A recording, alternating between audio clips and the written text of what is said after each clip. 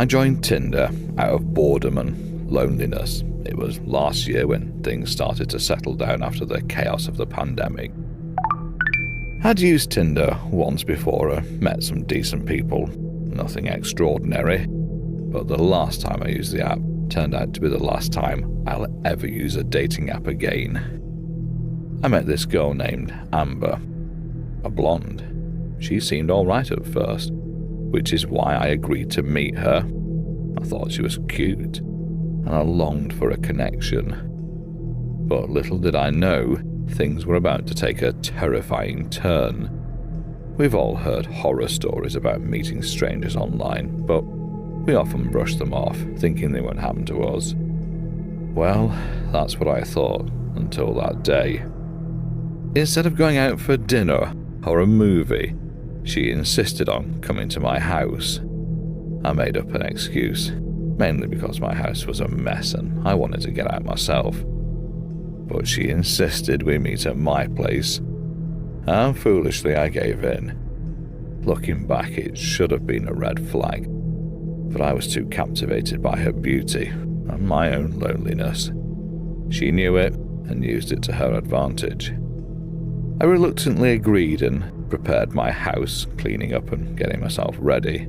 She texted me when she arrived and I let her in. The encounter was awkward from the start, and I immediately noticed that she looked different from her Tinder profile picture.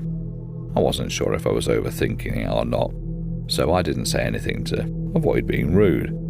After some initial small talk, she asked if I had any alcohol. I mentioned having some Jameson, but I wasn't in the mood for it. I excused myself to the restroom, and when I returned, she'd prepared a drink for me, sitting on the coffee table.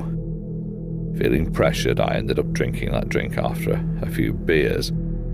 I had a nagging feeling to stay away from it, worried she might have spiked it. But as I got drunker, I convinced myself I was being paranoid and that she was a nice girl. Besides, I didn't notice anything strange in the drink, so I let my guard down. That's when everything took a terrifying turn. The last thing I remember was sitting on the couch, feeling strange, faint and dizzy. I passed out, and when I woke up it was still dark outside. I was lying on the floor of my bedroom, and a wave of terror washed over me. Pain coursed through my body, and as I slowly pieced things together, I realised that something was horribly wrong. Bruises covered me, and I had several stab-like punch wounds and deep cuts on my arms and stomach. The room was a blood-soaked nightmare with my bed, floor and walls drenched in red.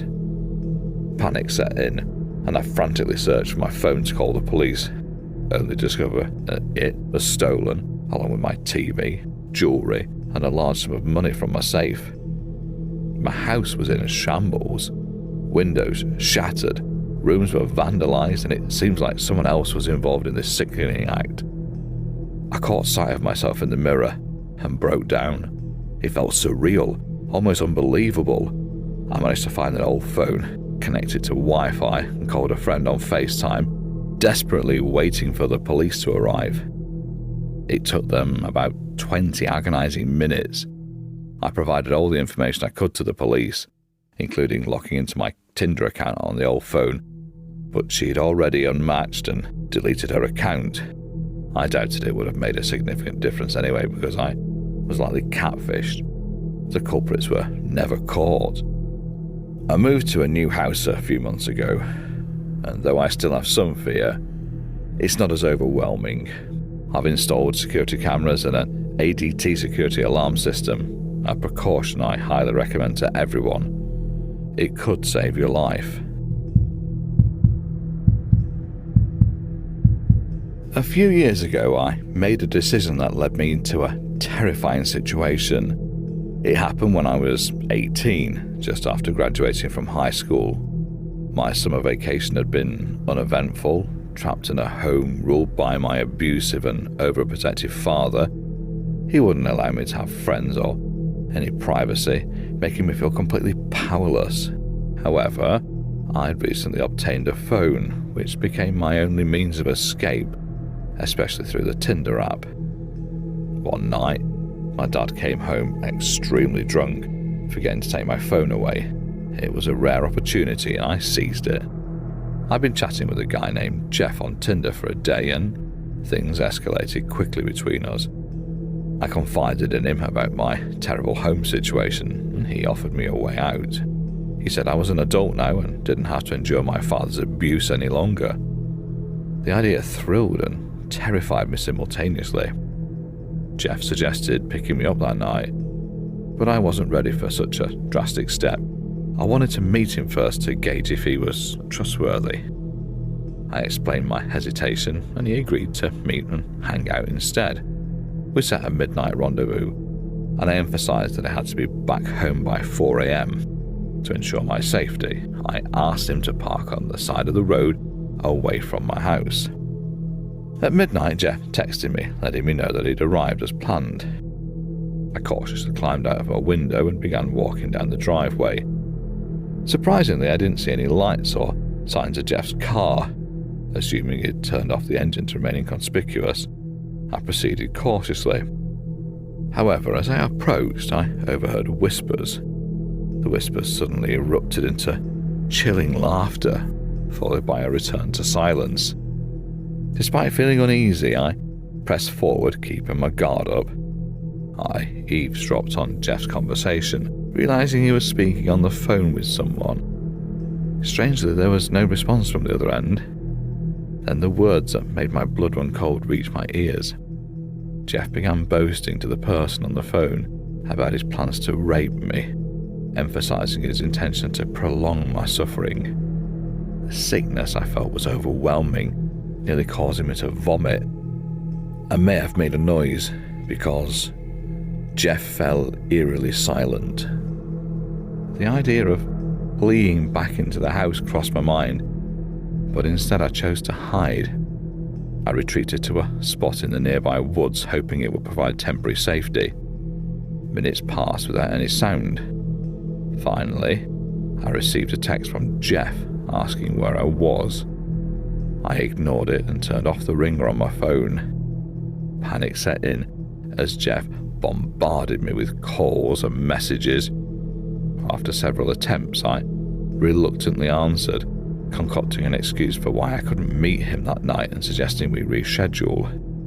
Unconvinced, Jeff's anger erupted, hurling insults and threats my way. Then he uttered something that filled me with pure terror. "I know where you live. Sleep tight, honey. I'll see you soon." He abruptly ended the call. Moments later, a car engine roared to life and the vehicle sped away. Fortunately, that was the last I heard from Jeff.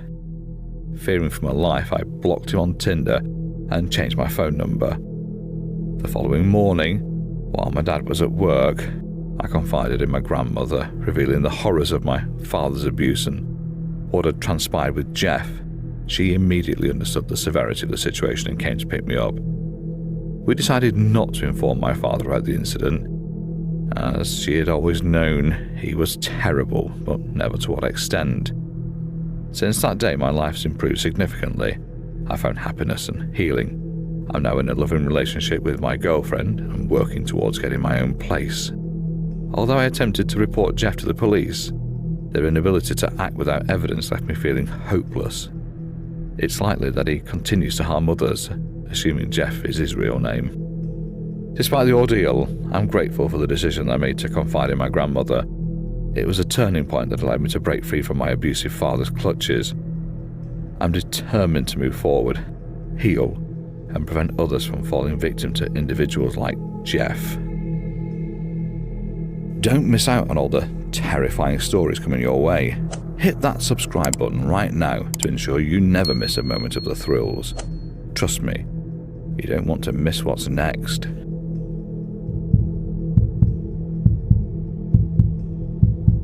In college, I decided to try out dating apps like Bumble and Tinder just to meet new people and cure my boredom. One day I came across a familiar face from high school named Marie. It was strange that we'd never spoken before, considering we had the same group of friends in our small school. Our conversation quickly took a turn when Marie asked me to hang out that night. Despite feeling a bit uneasy about meeting so soon, I didn't want to ruin my chances, so I agreed. She invited me to her house after 11 o'clock, requesting that I bring some weed if possible. Although I wasn't a smoker, I managed to get some for the occasion. Looking back, I should have been more cautious and informed someone about where I was going. Little did I know that I was about to step into a horrifying situation, but my curious and naive 20-year-old self was driven by the excitement and the unknown possibilities of the night. As I drove towards her house, I played music and sang along, trying to keep my spirits up. However, as I neared the address, a strange feeling started to creep in. The neighborhood appeared run down, and the house she had given me the address to looked abandoned and sinister. My heart sank and I considered driving away. But just then, a notification popped up on Tinder from Marie, asking why I was leaving and urging me to come back. Against my better judgment, I returned, desperately hoping it wasn't a setup. I requested that Marie come outside to meet me, but she taunted me, calling me a wimp and insisting that I enter through the unlocked door. Feeling foolish, I parked my car and cautiously approached the porch. I knocked on the door, introducing myself, and slowly stepped inside. The house was shrouded in darkness, giving off an unsettling vibe. Faint music, some sort of eerie death metal, echoed from upstairs, intensifying my fear. As I climbed the stairs, I noticed only 2 rooms, one of which was a dark, empty bathroom. The other room, where the music was coming from, lacked any signs of light or activity. Anxiety consumed me, and doubts about my choices flooded my mind. Suddenly, the music abruptly stopped, and the sound of footsteps and hushed conversations filled the air. A piercing scream shattered the silence, nearly causing me to lose my footing on the stairs. Panic surged through me as I realized the danger I was in. I spun round, only to come face to face with a guy dressed in gothic attire, complete with dark makeup and long hair. Simultaneously, the door upstairs swung open, revealing the person claiming to be Marie wasn't her at all. Both individuals laughed, mocking me, hurling insults. Realizing that I had to fight or flee, I chose to run. I dashed into the bathroom, locking the door behind me. They banged on the door, relentlessly demanding entry. Desperate for a weapon, I grabbed a toothbrush, fully aware of its inadequacy. Panic consumed me as I searched for an escape route. Opening the shower curtain, I spotted a small window. It was a risky decision, but it was my only chance. With mounting fear, I squeezed through the narrow window and managed to land safely on the roof, narrowly avoiding a disastrous fall. Carefully traversing the rooftop, I scouted for a way down and spotted a trampoline in the backyard. Taking a leap of faith, I landed on it, propelling myself away from that nightmarish house. I sprinted to my car, heart pounding, and drove off, leaving them behind. I immediately contacted the police, providing them with all the information I had. They visited me later that night to gather more details, and I learned that the people who had lured me were part of a murderous black metal band. They targeted innocent victims through dating apps, using attractive girls as bait in their abandoned house. The police discovered the bodies of 2 girls, my age, and a horrifying amount of blood at the scene. While they apprehended some of the suspects, others remained at large. The group called themselves Holy Eternity, or something similar. It was a chilling reminder of how twisted people can be. That night, I narrowly escaped becoming one of their victims. Since then, I've sworn off dating apps entirely, knowing firsthand the darkness that can lurk behind the screen. Get ready for a bone-chilling realization. Life without our videos may be more terrifying than the spine-tingling tales you just witnessed. Don't let the fear consume you. Keep watching to ensure you never have to face such a terrifying fate.